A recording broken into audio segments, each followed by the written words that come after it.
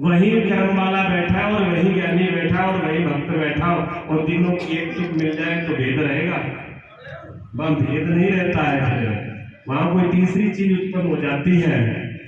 इन तीनों को मिलकर के कोई चौथी चीज उत्पन्न होती है, जिसको हम सत्य कहते हैं, जिसको हम धर्म कहते हैं, जिसको हम भगवान कहते हैं। वो चौथा इन तीनों के अंदर प्रकट होता है। वहां पर भक्ति भी होती है, वहां कर्म भी होता है, वहां ज्ञान भी होता है। और कोई तीनों में से एक को निकाल दे, कितना भी बड़ा भक्त हो, उसके अंदर भी क्रिया जरूर होगी। बिना क्रिया के कोई क्षण मात्र को रह नहीं सकता। कितना भी बड़ा भक्त हो, बिना विवेक के, बिना समझ के, बिना विवेक के क्या भक्ति हो जाएगी? किसकी भक्ति करोगे बिना विवेक के? बिना समझ के भक्ति करोगे किसकी? भक्ति के लिए भी तो समझ की जरूरत है, नहीं तो किसी की भी पूंछ पकड़ लो। ज्यादातर यही होता है, कोई भी मिल जाए पूंछ पकड़ाने वाला, गधे की हो, कुत्ते की हो, बिल्ले की हो, शेर की हो, सियार की हो, पूंछ पकड़ा दे आपको, बस इतना बोल दे, इसकी पूंछ पकड़ने वाली लक्ष्मी की वर्षा हो जाती है। फिर तो रुकने वाले ना घर वालों की सुनोगे, ना बाहर वालों की, ना बाबा की सुनोगे, ना गुरु जी की सुनोगे। सिर्फ इतना मालूम पड़ जाए कि इसकी पूंछ पकड़ने के बाद तो फिर लक्ष्मी की वर्षा होनी है। फिर रुकने वाले कहाँ हुआ आप? तो बिना समझ के, बिना विवेक के भक्ति नहीं होना चाहिए। भक्ति में समझ होना चाहिए। बिना विवेक के अगर भक्ति है, वो अंधविश्वास है, भक्ति नहीं है, अंधविश्वास है। अंधविश्वास से सत्य की उपलब्धि नहीं होती है, अंधविश्वास से जीवन की उपलब्धि नहीं होती है, अंधविश्वास से दुखों की निवृत्ति नहीं होती है, अंधविश्वास से आपको आनंद, जीवन में आनंद की उपलब्धि होगी नहीं। अंधविश्वास से आप चाहते हो कि हम सब कष्टों से निवृत्त हो जाए, कभी नहीं हो पाओगे। सबसे पहले आपकी जड़ में विवेक चाहिए, ज्ञान चाहिए। और विवेक कहां से आएगा? बुद्ध मंगल में संत समाज में, ये तो बोल रहे चाहे। हाँ, विवेक कहां से? बिन सत्संग विवेक न होई, राम कृपा बिन सुलभ न सोई। बिना सत्संग के विवेक उत्पन्न हो नहीं सकता। और सत्संग किससे मिलेगा? राम की कृपा से मिलेगा। सत्संग किससे मिलेगा? राम की कृपा से मिलेगा। ये राम की कृपा है जो आप बैठे हो आज यहाँ पे, ये राम की कृपा है। नहीं कहीं और बैठे होते, कहीं भी जा सकते थे। किसी के रिश्तेदार आ जाते जो एक महीने से तैयारी कर रहा है कि 1 तारीख को जरूर सत्संग में आएंगे, और उनका पता ही नहीं कहाँ है वो। और जिन्होंने एक बारी भी तैयारी ना की, वो लोग सत्संग में बैठे हैं। बताइए इससे बड़ी राम की कृपा क्या होगी? यहाँ से 100 किलोमीटर का व्यक्ति, यहाँ से 100 किलोमीटर दूरी का व्यक्ति यहाँ पर बैठा हुआ है, और यहाँ पर 2 कदम का व्यक्ति वो घर पे बैठा हुआ है। यहाँ से 2 कदम का व्यक्ति, यहाँ से 2 ही कदम घर है, वो व्यक्ति पंडाल में नहीं बैठ सकता, सत्संग में नहीं बैठ सकता। राम की कृपा नहीं है, दोष नहीं है, राम की कृपा नहीं है। क्यों कृपा नहीं है? जीवन में सत्संग आया ही नहीं, जीवन में सत्य आया ही नहीं, जीवन में धर्म आया ही नहीं, जीवन में अच्छा कमाया ही नहीं है, जीवन में ऐसा कुछ किया ही नहीं है कि आपके जीवन में सत्संग आ गया। ऐसा कुछ किया नहीं है। बिना जब तक कुछ करोगे नहीं, क्या फ्री में मिल रही है सब चीज? कुछ भी फ्री में नहीं मिला। ये जीवन भी फ्री में नहीं मिला, ये श्वास भी फ्री में नहीं मिलेगी। लेकिन आपको तब पता चलेगा जब श्वास रुक जाएगी। ये श्वास फ्री में नहीं है, लेकिन आपको कब पता चलेगा? जब श्वास रुक जाएगी। और जो समझदार है उनको कब पता चलता है? जब श्वास उनके पास होती है, वो तभी जान लेते हैं कि इसकी कीमत क्या है। और हमारे जीवन में ज्यादातर वही होता है, जो चीज खो जाती है, ध्यान दीजिए, जो चीज खो जाती है उसी पर आपका दिमाग जाता है। जो चीज आपके पास होती है, क्या तुम्हारा दिमाग उस पर जाता है? कभी नहीं जाता। जिनके पास बेटा है उसको बेटे की कभी याद नहीं आती। जिस दिन बेटा खोया उससे पूछ लो बेटे की कीमत क्या है, बेटे की याद कब आती है? जिसका पति है उसको पति की याद नहीं आती, जिसका पति नहीं है उससे पूछो पति क्या होता है। जिसके पास पत्नी है वो सोचता है पत्नी है तो ऐसे ही मिल जाती है। वो जमाना चला गया पैरों की जूती, अब जूती सिर पे है, ध्यान रखे। हाँ, जमाना बदल चुका है, समझ की जरूरत है। जिनके पास नहीं है उनसे पूछो पत्नी की कीमत क्या है, बेटी की कीमत क्या है, माता पिता की कीमत क्या है। जब माता पिता का साया सिर से चला जाता है, जब माता पिता का हाथ सिर पे होता है, चैन की नींद सोते हैं। मालूम, हम गुरुजी के पास में 18 वर्ष से लग करके रहे हैं। 18 वर्ष गुरुजी के पास में रहे। गुरुजी अगर इस चार पर या बेड पे है, हम नीचे यहीं लेटे हैं और यहीं बैठे हैं। रात दिन 24 घंटे पास में रहे हैं। लेकिन हमको ये पता नहीं था भी तिथि क्या है, वार क्या है, तारीख क्या है, समय क्या है, सूरज कब उदय हुआ, कब छिप गया। हमको गुरुजी के सानिध्य में कभी मालूम नहीं पड़ा। क्यों, कभी दुख देखा ही नहीं हमने। इतनी हम आनंद, इतने प्रसन्नता में रहे कि हमको दुख का कभी एहसास नहीं हुआ। कृपा आज भी है, लेकिन शरीर जाने के बाद में हमको एहसास हुआ। 5 साल हमारी वो तपस्या में निकले जो हम ही जानते हैं। तब हमें मालूम पड़ा कि गुरुजी की छाया हमारे ऊपर जब साथ में थी तो हमने कभी जाना ही नहीं था क्या होगा। मुझे सुबह से मोबाइल के ऊपर इतने मैसेज, इतने फोन, सुबह से परेशान हो गए। अब स्विच ऑफ करें तो भी नहीं चलता और उसको चालू रखें तब भी नहीं चलता। क्यों, सब लोग जुड़े हुए बोलते हैं हैप्पी न्यू ईयर। अब हमें यह समझ नहीं आया कि उसमें हैप्पी क्या है, न्यू क्या है और ईयर क्या है। हम सुबह से यही सोचने लगे हुए हैं। अब मुबारक भी हो रही है, धन्यवाद भी हो रही है, हम भी कहते चलो आशीर्वाद क्या कहेंगे। लेकिन अभी समझ में ना आई कि हैप्पी वो है कहां पर। मुझे चेहरा देखता हूं तो हैप्पी कहीं दिखती नहीं है। हैप्पी वैसी है जैसी है, मुंह लटके हुए, यहाँ तक पीड़ा वही है, रोग वही है, बीमारी वही है, मरीज वही है, हम भी वही है, बदला कुछ है नहीं। और हैप्पी कहां से आ गई समझ में नहीं आई। अब हम यही सोच में रहे हैप्पी आई कहां से है, वो कहां गई, पहले कहां थी। वो 23 में हैप्पी हो रही थी, अभी आई है क्या, रात में चली आई। रात को 12 बजे तभी टपक पड़ी। अब हमें ये समझ नहीं है रात को 12 बजे आई कहां से। अगर पहले मालूम पड़ जाता तो पहले से ही वही काबू करके रखते। अब रात को सो रहे थे, अच्छा सोते में आ जाती है क्या ये हैप्पी, सोते में आती है। सोते में नहीं आएगी, सोते में बेहोशी आएगी। सोते में हैप्पी कभी नहीं आएगी, बेहोशी आएगी। और बेहोशी में हमारे हमेशा गलत निर्णय होते हैं। जो हमारे जीवन में पीड़ा है, जो हमारे जीवन में दुख है, जो समस्या, उसका कारण नासमझी है, बेहोशी है। होश नहीं है, हम होश में नहीं है, हम बेहोशी में है, हम नासमझी में है, इसलिए समस्या उत्पन्न हो रही है। चाहे वो पति पत्नी की हो, चाहे परिवार की हो, चाहे बेटे में हो, पिता में हो, चाहे समाज में हो, चाहे देश की क्यों ना हो, वो समस्या बेहोशी की है। कहीं न कहीं उसके अंदर बेहोशी है। और जब तक बेहोशी रहेगी, तब तक अज्ञानता रहेगी, तब तक मूर्खता रहेगी, तब तक जड़ता रहेगी, तब तक हैप्पी के नाम मत लो। तब तक हैप्पी आसपास में भी नहीं है।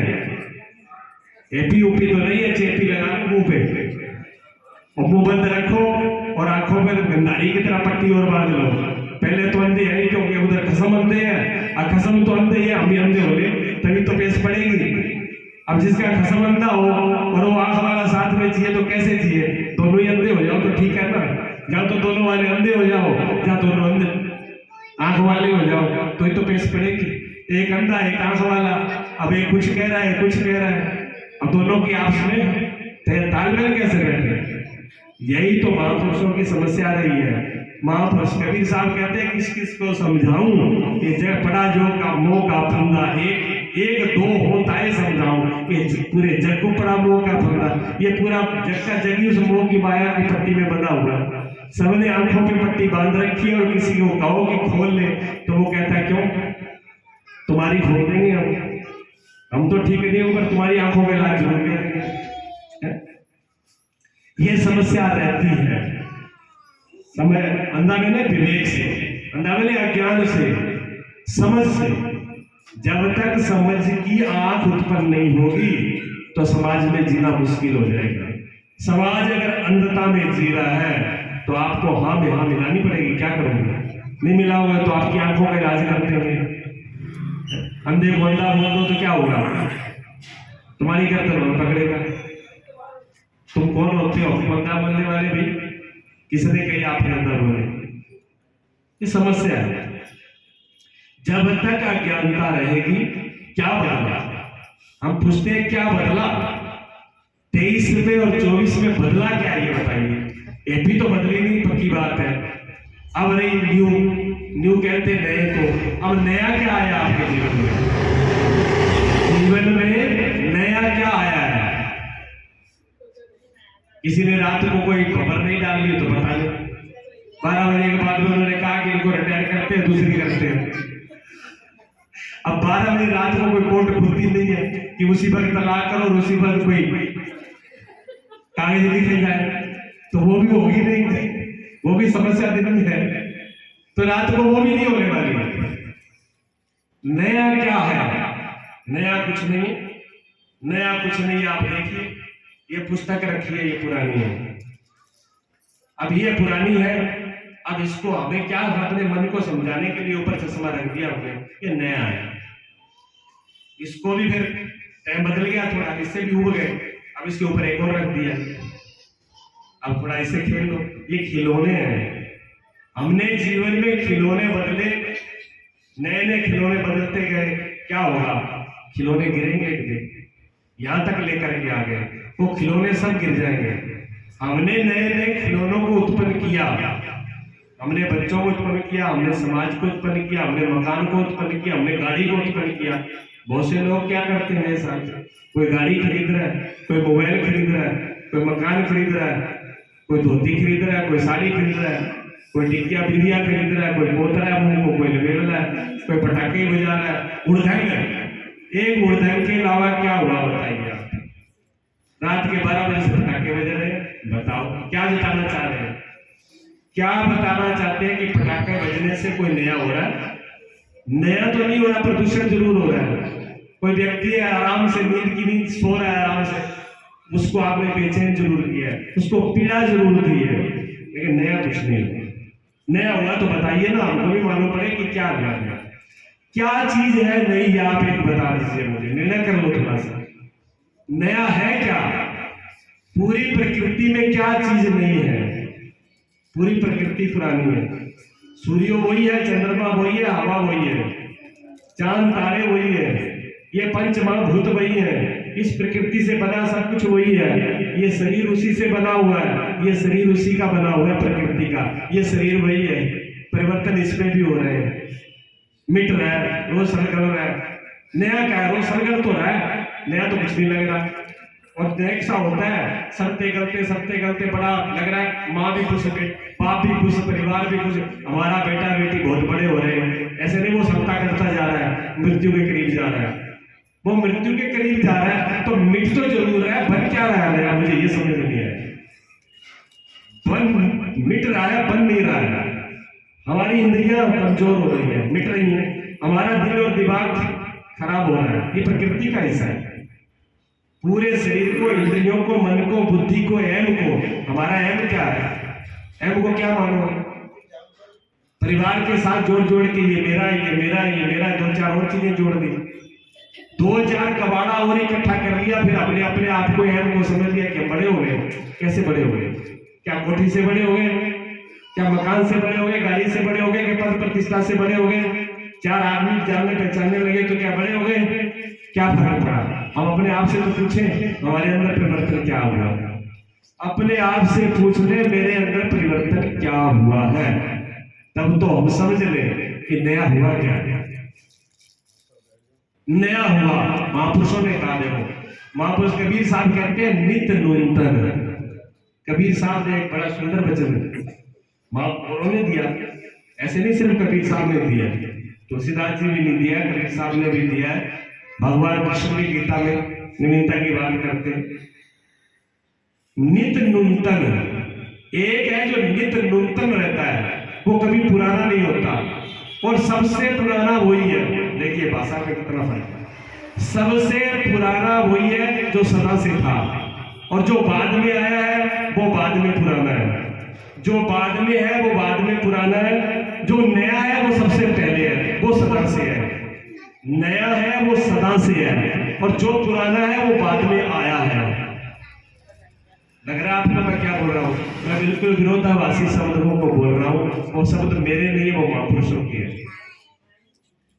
जो नित्य है, जो नया है, बिल्कुल नवीन है, वो सदा से है, और जो पुराना है वो बाद में आया है। बाद वाला फिर नया होना चाहिए कि पहले वाला? बताइए। बाद में प्रकृति आई है, बाद में सृष्टि आई है, बाद में ये शरीर आया है, बाद में आप आए हो। जो पहले है वो पहले से है, वही नूतन है, वो हमेशा से है। उससे हमारी मुलाकात हुई है कभी?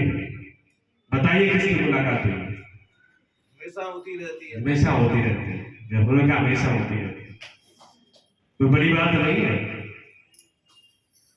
जो एक को हो सकती है वो दूसरों को भी हो सकती है। अगर एक को हो सकती है मुलाकात तो दूसरों से भी हो सकती है। अगर कबीर साहब को हो सकती है, सदगुरु नानक देव जी को हो सकती है, तुलसीदास जी को हो सकती है, मीरा को हो सकती है, सहजों को हो सकती है, दादू दयाल को हो सकती है, रविदास को हो सकती है, वाल्मीकि जी को हो सकती है, राम को हो सकती है, कृष्ण को हो सकती है, तो आपको नहीं हो सकती? आपको भी हो सकती है। और जब तक वो न हो तब तक ये मत कहना कि न्यू, तब तक न्यू का नाम मत लेना, तब तक ओल्ड में ही है। तब तक ये कहो कि सब पुराना ही पुराना, पुराना ही पुराना, पुराना ही पुराना, अभी तक कबाड़ा ही कबाड़ा है। क्या करना है? कबाड़ा डालो। करना क्या है? करना बहुत कुछ नहीं है। पाने के लिए अमेरिका, इंग्लैंड, जापान जाना नहीं है, प्रयागराज भी जाना नहीं है। क्यों? मुद मंगल में संत समाज में प्रयागराज आपके घर पे है, प्रयागराज आपके घर पे है। प्रयागराज के लिए आपको कहीं जाना नहीं है। कोई महापुरुष मिल जाए, कोई योग्य पुरुष मिल जाए, कोई आचार्य मिल जाए जिसके जीवन में सत्य है, तो प्रयाग घटित होगा वहीं संगम है, वहीं नवीनता आएगी, वहीं खोज लेना। लेकिन खोजोगे कब? जब पुराने को छोड़ने के लिए तैयार हो। पाने के लिए कुछ नहीं है, खोने के लिए बहुत कुछ है। जिन्होंने पाया उन्होंने ये नहीं कहा कि हमने पा लिया, उन्होंने सिर्फ इतना ही कहा कि अभी तक हमने जो समझ रखा था, जो गलतफहमी थी, जो भ्रम था, जो अज्ञानता थी, जो मूर्खता थी कि हम कुछ है, बस वो खो गया। मैं कुछ हूं, वो खो गया। शायद ये भी नहीं रहेगा पाने के बाद में कि नित मिल रहा है, ये शब्द भी खो जाएगा। इसलिए जो महान पुरुष हुए, जब उपलब्धि हुई उनको, तो अभिव्यक्ति नहीं कर पाए। सत्य की अभिव्यक्ति अभी तक हो ना पाई।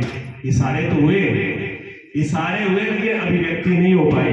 और ऐसे बहुत से महापुरुष हुए जिन्होंने अभिव्यक्ति की ही नहीं, मिलने के बाद मौन ही हो गए।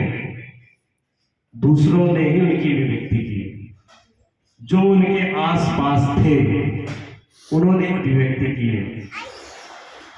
भगवान कृष्ण और अर्जुन का जो संवाद है, अर्जुन भगवान जैसे सदगुरु मिलना मुश्किल और अर्जुन जैसे शिष्य मिलना मुश्किल। उन दोनों का जो संवाद है वो हमारे और आपके पास नहीं पहुंचा, वो हमारे आपके पास में नहीं पहुंचा है। अर्जुन को भगवान ने क्या कहा वो हमारे पास नहीं पहुंचा। शायद हम भगवान पहुंचाना चाहते तो हम समझ ही भी नहीं पाते। आप कहोगे गीता का उद्देश्य भगवान का ही तो है।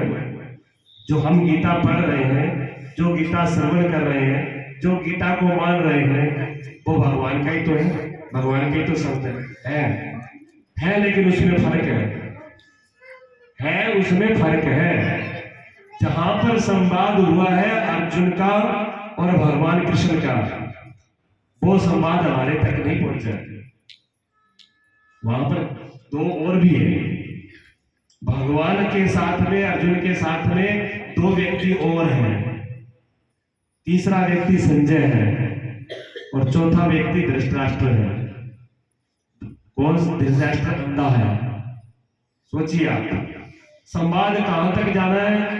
भगवान कृष्ण बिल्कुल आंख वाले हैं, वहां सिर्फ इशारे हो रहे हैं। अर्जुन उस योग्यता के ऊपर है कि सारे कोई समझ रहा है। शायद अर्जुन भी अनुवाद करते तो ऐसा अनुवाद नहीं कर सकते।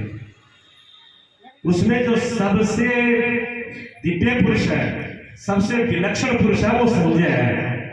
संजय जैसे व्यक्ति को खोजना बड़ा मुश्किल है, जो हमारे में और वहां में।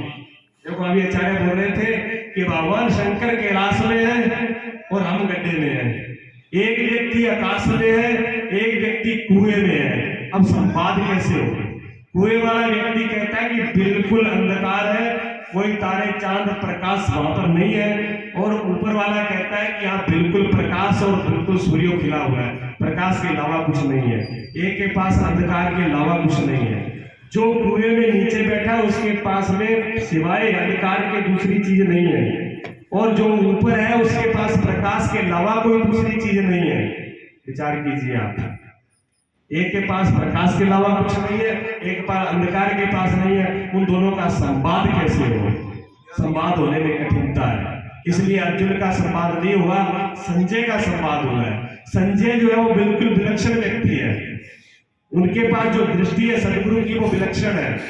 वो धृतराष्ट्र को भी समझ रहा है, धृतराष्ट्र की जो अंधेपने की पीड़ा है, जो उसके मोह की पीड़ा है, जो उसके परिवार की पीड़ा है, जो उसके समाज की पीड़ा है, जो उसके राजगद्दी की पीड़ा है, जो उसमें लोभ है, जो ममता है, जो मेरापन है, जो पकड़ के बैठा हुआ है एक पद को और गद्दी को, और वो छोड़ना नहीं चाह रहा उस मोह को। उस हालत पर हम आप सब हैं। ध्यान दीजिए, हम लोग अंधे धृतराष्ट्र है, अर्जुन के मत में लेके आना। और कहते हैं हम तो अर्जुन है, अर्जुन नहीं है, अर्जुन होना बहुत मुश्किल है। धृतराष्ट्र की पदवी पर है हम लोग। हम परिवार को नहीं छोड़ना चाहते, हम मोह को नहीं छोड़ना चाहते, हम लोग को नहीं छोड़ना चाहते।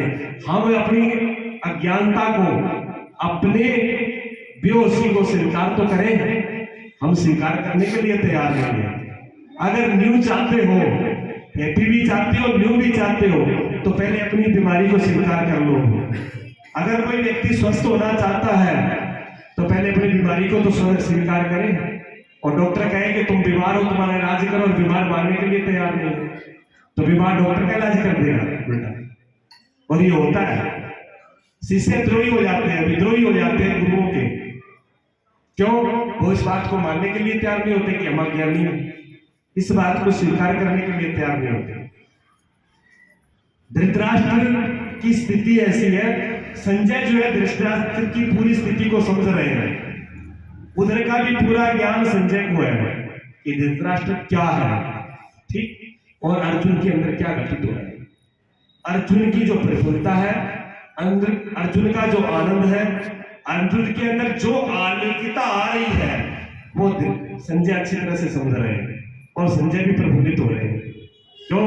अर्जुन वो अर्जुन नहीं रहा।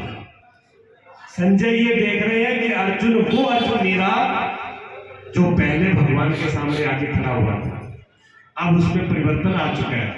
अब उसकी आंखों में एक नई रोशनी, उसकी चेहरे पे एक नई आभा आ चुकी है। और अर्जुन क्या कहता है भगवान से? 11वें अध्याय में अर्जुन कह रहे हैं, प्रभु मुझे ऐश्वर्य, आपने ऐश्वर्य के दर्शन हो रहे हैं। सबसे पहला क्या शब्द बोला? ऐश्वर्य। मुझे ऐश्वर्य के दर्शन हो रहे हैं। तो ऐश्वर्य वो है जिसका कोई प्रमाण और व्याख्या नहीं दी जा सकती, जो विलक्षण है। उसके बाद में अर्जुन की दूसरे शब्द क्या बोलते हैं? अर्जुन दूसरा शब्द आप 11वां अध्याय पढ़ के थोड़ा देख लेना, अगर हमारे शब्दों में गड़बड़ हो। मैं श्लोक नहीं बोल रहा हूं, लेकिन मैं वही बोल। दूसरी बार दूसरे शब्द में अर्जुन बोलते हैं कि प्रभु मुझे ऐसा आलोक, ऐसा प्रकाश, हजारों सूर्यों भी जिसके सामने फीके पड़ जाए, हजारों सूर्यों भी जिसके सामने कुछ नहीं, ऐसा प्रकाश आपके अंदर होगा। दूसरा अनुभव तुरंत जो है अर्जुन का क्या है? प्रकाश है। जब आप थोड़े से जीव इससे हट करके जाओगे, एक बात थोड़ी सी गौर से ध्यान में रखना, जितने भी धर्म हैं इस पृथ्वी पर अभी, चाहे वो हिंदू धर्म को मानता हो, चाहे इस्लाम को, चाहे यहूदी को, चाहे सिख को, चाहे जैन को, चाहे बौद्ध को, सब लोगों के मतों में भेद हो सकता है, सब लोगों के शास्त्रों में भेद हो सकता है, सबकी पद्धति में भेद हो सकता है, सबकी शैली में भेद हो सकता है, कहने और सुनने में भेद हो सकता है, लेकिन एक बात को सबने स्वीकार किया, प्रकाश को। प्रकाश को, आलोक को सभी धर्मों ने स्वीकार किया। विलक्षण बात है, छोड़िए उस बात को, धर्मों की बात छोड़िए आप। जो विज्ञान बिल्कुल धर्म के विपरीत है, जो विज्ञान धर्म के बिल्कुल विपरीत है, विज्ञान साइंस धर्म को नहीं मानता। साइंस किसको नहीं मानता? धर्म को क्यों नहीं मानता? क्योंकि साइंस की जो खोज है वो पदार्थ की खोज है, मैटर की खोज है, और धर्म की खोज मैटर से हट करके है।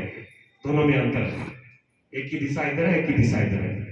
एक बिल्कुल खंडित करता है, अगर ये फूल है, ये फूल है, अगर किसी विज्ञानी को आपने बोला कि देखो जी साहब सुंदर, कितना सुंदर फूल है, आपने क्या बोला?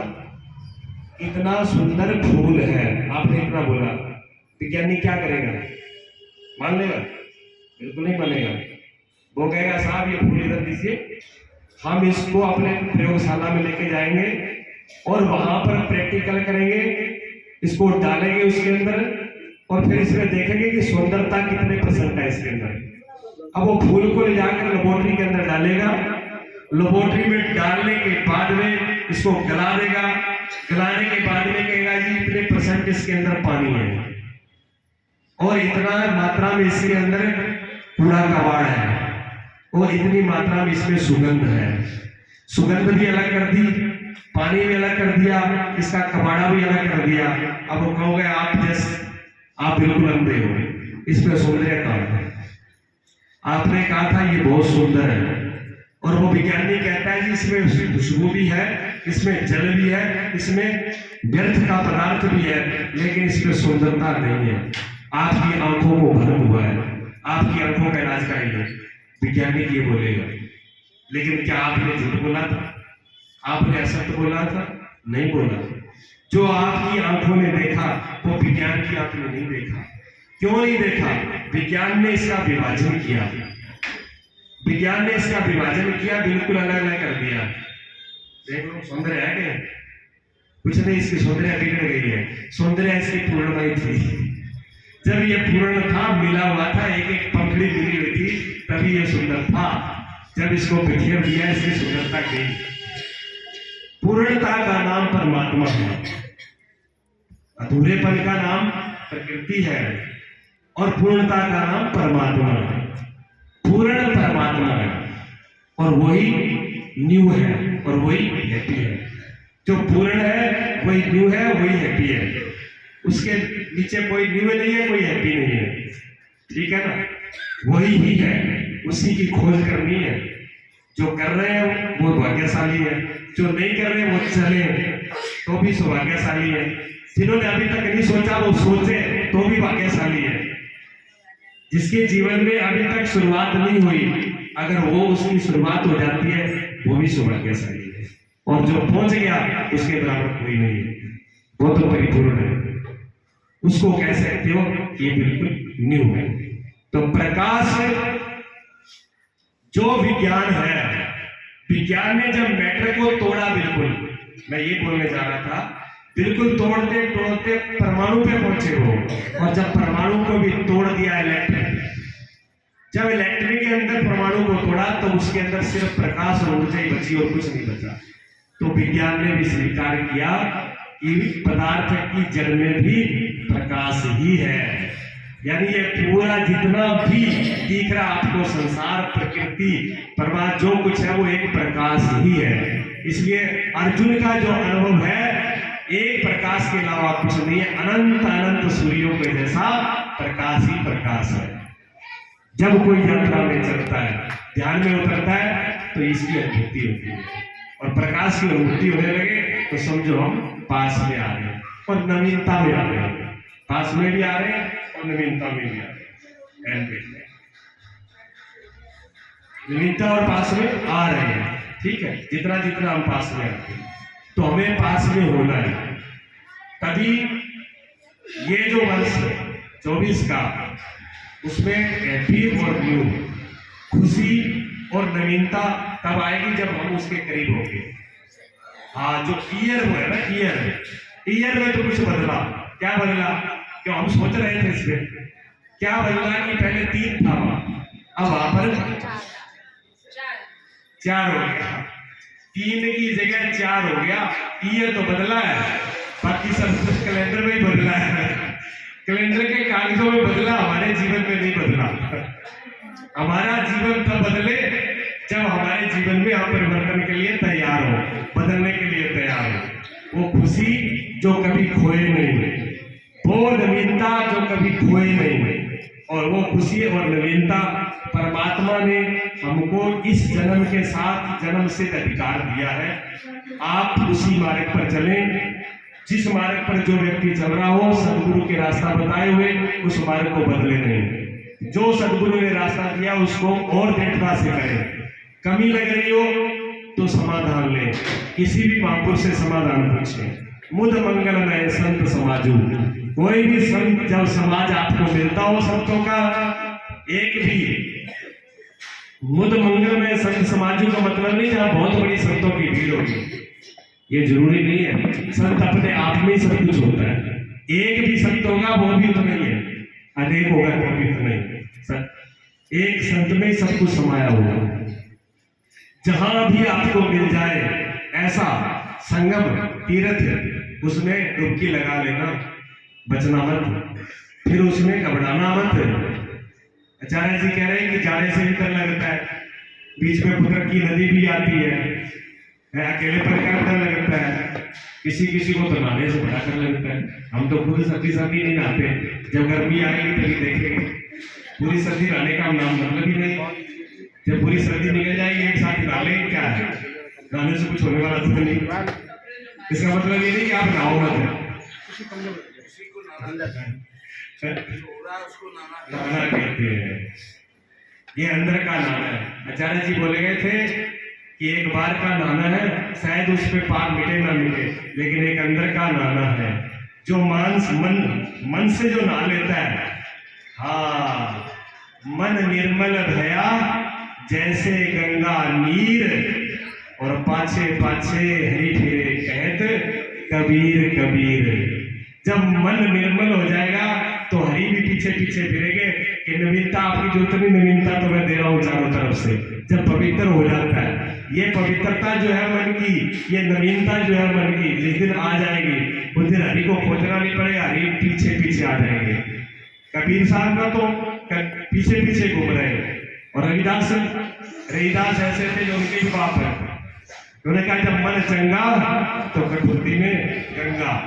देखिए आप जिस पानी से आप सब नफरत करते हो उसी में जूता, उसी में चमड़ा, और उस चमड़े से आप करते हो नफरत, और उसी में गंगा मैया प्रकट हो रही है, उसी से चमड़ा में बांटा जा रहा है, उसी से अमृत बांटा जाता है, और वो जो पी लिया वो पार हो गया। देखिए, अरे जिस चमड़े से नफरत कर रहे हो वो चमड़ा ये तो है ना, इसको बड़े संवार रहे हो।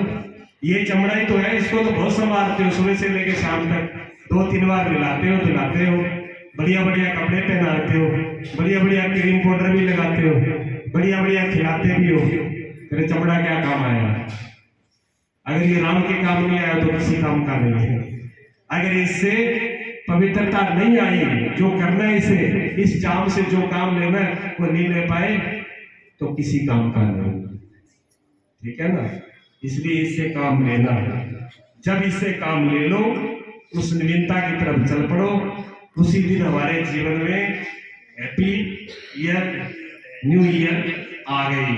और जब तक वो नए हो जीवन में, तब तक कैलेंडरों में तिथियां बदलती रहेंगी, तारीखें बदलती रहेंगी। 3 के 4, 4 के 5, 5 के 6, 0 से 10, 10 से 100 सदियां चली गई, लेकिन वो का वही रहे, बदला कुछ नहीं है। बदलना होगा, बदलना होगा। बदलने के लिए क्या रहेगा? क्या बदलना पड़ेगा? हमको बदलना पड़ेगा, कूड़े कबाड़ को हटाना पड़ेगा, अच्छाई को लाना पड़ेगा। आई समझ?